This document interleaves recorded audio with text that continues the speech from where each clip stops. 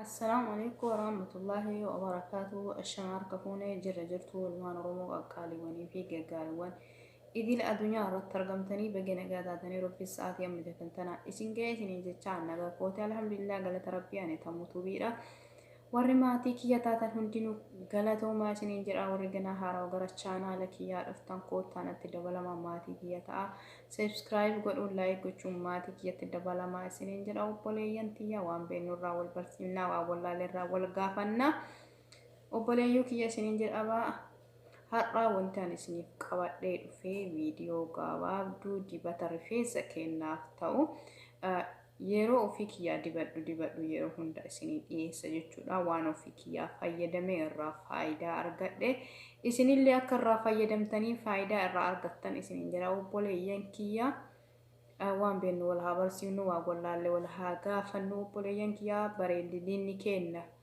nuuf jedha yoo ofiif taane namaaf taanaa yoo ofitti bareenne namatti bareennaa yoo ofitti tolle namatti tollaa dursinee ofiif bakka kennuu qabaanna jechuudha namaaf bakka kennuu osoo hin taane nama ofii ta'etu namaaf ta'a nama ofitti bareedetu namatti illee bareeda jechuudha kanaafuu haala gaariin akka rifeensa keenya qabannu akkasuma rifeensa buqqa'uu fi rifeensa ciccituu fi rifeensa karaa kallachaa afoo yookiin adda afoon karaa duubaatitti deemeetiin jedhe formaata isaa wajjin ilaallaa namoonni baay'een hedduun wanti YouTube irratti barsiisan sobaa hin sobanii faayidaa ofiitiif jedhanii miti obboleeyyan kiyyaa hundi faayidaa ofiitiif miti faayidaa ofiitiif illee ta'uu ni mala ta'a hundi ammoo dhugaadhaa miti hundi sobaa miti jechuudha kana ta'eefuu wanta tokko qabatamaa yoo ilaaltanii itti fayyadamtan kaan irraa uttaaluu baattanii waan tokkocha ilaaltanii yoo itti fayyadamtan bu'aa irraa argattanii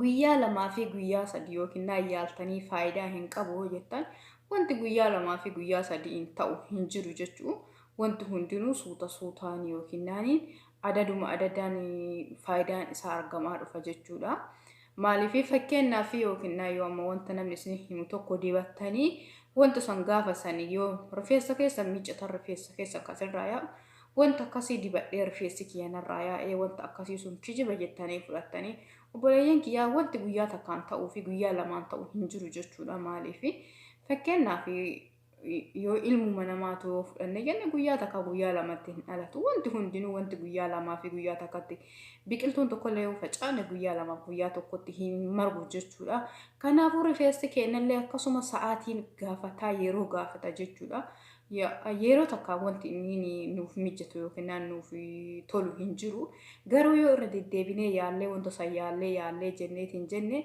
faayidaa isaa booda irratti hin arganne itti gammanna jechuudha fakkeenyaaf wanta namoonni barsiisu waan keemikaala hin qabne waan mana keenya keessatti argamu wanti barsiifamu wanta takka waa isin miidhuu miti waan garaa keenya ganyaannu garaa keenya faayidaa qaba jennaan garaa keenya ganyaanne eega ta'e gogaa qaama keenya ka duubaatiif illee akkasuma faayidaa qaba jechuudha kanaafuu ilaallee itti haa fayyadamnu dursineetiin mataan irraa kukkutee yookiin akkas nu godhee odoo hin jenne itti deddeebinee yaalii godhuudha abdii yeroo takkaan irraa kutachuu hin qabaannu isiniin jedha obboleeyyan kiyya har'a wanti ani isinii qabadhee isiniif dhiyaadhe akkuma asitti argitan absuudaadha inni kun ammoo abishiidha yookiin shuqoo yookiin helba ka jedhamu afaan arabiffaatiin inni biraa ammoo asitti ka argamu sigaa maxabashaadha sigaa maxabashaan kun daakkamaadha baala isaatitti dhufee goggoffamee ani ofii kiyyaa duraan akkanatti kanallee daafaa kanas daakee lafa kaa'ee walitti makaa yookiin yoo barbaade zayitii fa'a wajjin walitti makee zayitii lafa kaa'ee akkasitti dibadha jechuudha kanaan dura isin argisiiseera zayitii waan kanarraa dalagee hin laaltanii jira jechuudha viidiyoo kiyya jala seentanii ilaaluu dandeettanii Sirhaan ta'eef obboleeyyin kiyyaa yeroo tokkotti irraa abdii kutachuu odoo hin taane irra deddeebinee yoo yaalle bu'aa faayidaa arganna jechuudha. Ammallee rifeensa keenya maaliif nurraa ciccitaa maaliif onni kenna ka jennu bishaan biyya Arabaa kunillee soogidda waan qabuuf sirriitti soogiddaa waan baay'ina soogiddaa qabuuf mataa keenya hin kukkutaa akkasuma hiyyaasa keenya bicha odoo hin taane warra Arabaallee yoo argitan manni Arabaa marti kilaasiin isaanii martiin rifeensa jechuun maaliif bishaan soogidda qaba jechuun numicha miidhaan jiru isaanillee warra dhiiraallee warra dubartiillee akkasumatti irraa yaa'a jechuudha rifeensi jechuudha. Warra dhiiraa fakkeenyaaf toobii yoo argitan tooba yoo miiccitan toobii adii irratti hedduu isaa mul'ata jechuudha. Nubichaa miti yookiin naannu bishaan biyya ormaatiif akkas nu godhe jechuu dandeenya. Laa nubichaan soogidda waan qabuuf namoonni hundarraa yaasa. Ammallee deebinee rifeensa keenya sa'aatii guyyaa keessatti gizee lama filachuun dirqama keenya ta'a.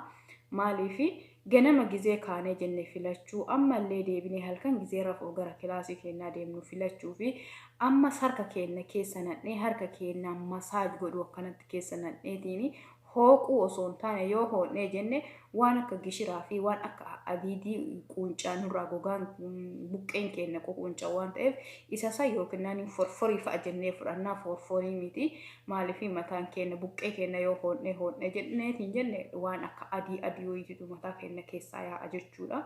Isa kana akka hin taane masaaja godhuudha. Masaaja harka keenyaa yoo goone irra bareedaadha. Irra filatamaadha isiniin jedha obboleeyyan kiyya. Ammallee halkan fillu malee gizee kilaasii keenyatti galle jenne harkuma keenyaanii harka keenya keessa nadheetiin jechuun quba keenya shanan keessa nadhe quba keenya shananiin qilleessa galchuu qabaanna. Maaliif guyyaa hidhannee hiinee oolchinee ammallee deebinee gubbaa shaashii uffannee oolchinee isa kana ta'eef qilleessa argachuu qabaata. Akka guyyaa affanamee oole sanitti affannee ittiin rafuu hin qabaannu. Akka inni buqqee keenya keessa itti akka mataa keenya keessa tamsa'u yookiin mataa keenya keessa faca'u taasisuu qabaanna. Haala isa yoo gootan karaa salphaanii ciccituu fi buqqa'insa irraa isinii baraarata jechuudha. Isinii damdamii qabaata jechuudha. Ani waan ofii kiyyaa itti fayyadameef jechuudha. Ani galgala geesseera sa'aatii hirribaa. Yoo mishuxaanillee yookiin filaanillee filuu baadhe harka kiyya keessa naqee harka kiyya quba kiyya shanan keessa naqee quba shanan kiyyaan adda baasa jechuudha. Rifeensa kiyya baasee qilleessa kennee fi irraa waa ittiin qabsiiftuu ittiin qabadhe san irraa baasee lafa godhee haga sa'aatii rafuutitti yookiin waan silkii ilaalu yoo ta'e haga sa'aatii rafuutitti akkasuma dhiisee booddee yoo rafuuf ka'utti yoo barbaade iddoo lamatti qoodeedha. Yoo hin barbaanne ammoo gassisee lash godheetiin jechuudha. Laaffisee itti hidhaa isaatti odoon jabeessin akkasitti hidhadha.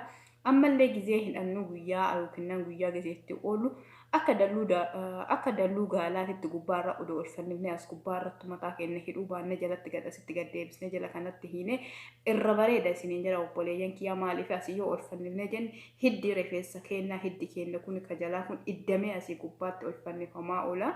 Sila kana ta'eef kunillee asii eege xuruuramee asitti fannifamee oola. Kana sababa kanniiniin mataan keenya yaa'uu danda'a jechuu danda'a jechuudha. Kanarraa of baraaruu fi isuma kana gaffinnee asumallee gadi buufnee dakkanumatti oduu qabannee irra gaarii ta'a jedheetiin yaadaan akka kiyyatti jechuudha obboleeyyan kiyya. Amma viidiyoo isinitti hin dheeressu wanti an dalaguu hedduu akkuma argitan keenya asitti burcuqqoo dhiyeeffadheera jechuudha. Abishiin kun hedduu isaa baay'ee gaarii maagneeziyeemii fi akkasuma kaarboonii deebi'ee ziinkii waan hedduu viitaaminoota hedduu of keessaa qabdi. Sila kana ta'ee ajaa'isii ilaalla malee rifeensa keenyaaf hedduu isaa baay'ee gaariidha jechuudha. Isinumatti argisiisuun malee an dura safaree fide maankaa kana lama fide jechuudha. Maankaa kana lama fide abishii maankaa lama fide. Absuudhaallee akkasuma maankaa lama fide jechuudha. Inuun argitanii maankaa lama kana lama fide jechuudha. Absuudhaa fi isa kanallee jechuudha. Sigaama xabashaan akkuma beekamu nyaata urgeessituu fi nyaata mi'eessituu fi akkasuma barbaree fi wanta adda addaa shiroo keessatti nyaata keessatti godhanna jechuudha.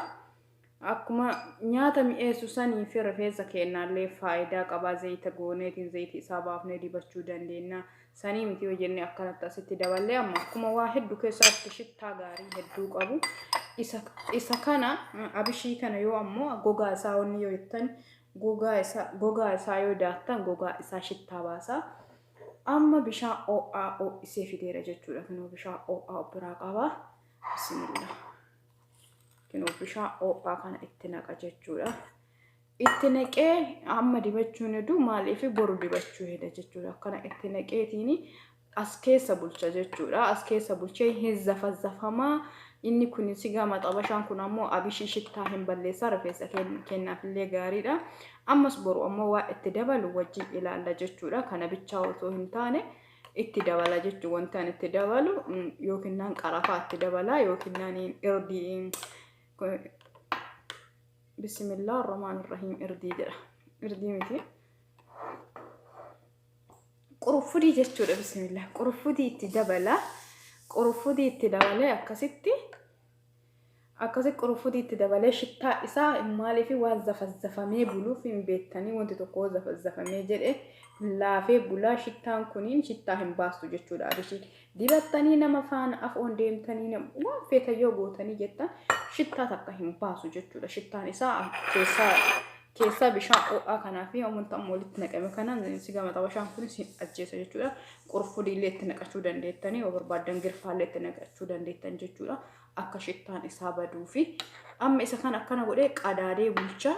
Qadaadee bulchaa ammoo boru walitti deebina jechuudha. Boru maal inni akka ta'u boru walitti deebina maalirra akka ga'e walumaan laalla. Anarra dibachuu osoo hin barbaanne boru dibachuu barbaada jechuudha. Hadha zafazzafee akkanatti bulchee boru dibadha. Kanaafuu obboleeyyan kiyyaa faayni kenna bareedinni kenna nuuf haa ta'uu isiniin jedha.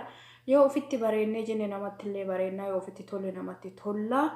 Kanaafuu of haa ilaallu of haa qaqqabnu bareedinni kenna ofii kennaaf jechuudha. Osoo namaaf hin taane gaafa ofitti bareenne namatti illee bareeduu dandeenya. Maatii keenyatti illee bareeduu dandeenya. Abbaa manaa keenyatti illee bareeduu dandeenya isiniin jedha obboleeyyan kiyyaa. Kanaafuu obboleeyyan kenna ofii kenna of haa ilaallu of haa qaqqabnu isiniin jedha. Amma wanti kuni abishiin kun sirriitti laafeetiin hin laafa bakka laafee akka talbaatitti yaa'a jechuudha. Namni abishii wallaale hin jiru biyyatti daa'imman illee hin obaasanii deebi'ee namni gurguddaan illee hin dhuga jechuudha. Inni kun sirriitti laafaa waan laafuuf rifeensa keenya hedduu laaffisa. Ammas deebi'ee akka hin ciccinne taasisa hin margisiisallee. Ammas warri caafiin isaa lama yookiin sadi qabu yoo isinii danda'ame maqaa seenaa gizee ji'a lama keessatti yookiin ji'a tokko keessatti caafii isaa muraa lakkii hin danda'amu yoo ta'e istishwaaraan hin filina. Istishwaarriin baay'iseetiin akka maantaa yookiin lakkuu ta'u rifeensa keenya goosisa jechuudha. Maaliif nu mataa isaa nu laaffisuuf nu filuu isaa ilaalla malee ho'i mataa keenya keessatti bahu sun inni mataa keenya ho'isu sun elektiriika waan ta'eef rifeensa keenya miidhaa hedduu irraan gaa buqqeen keenya akka gogu taasisa. Deebi'ee waan adii fi akka forforiisan illee akka nurraan baasu taasisa jechuudha obboleeyyan kiyyaa. Kanaafuu waan akkasii irraa of haa qusannu isiniin jedha. Boru walitti deebina inshaallah.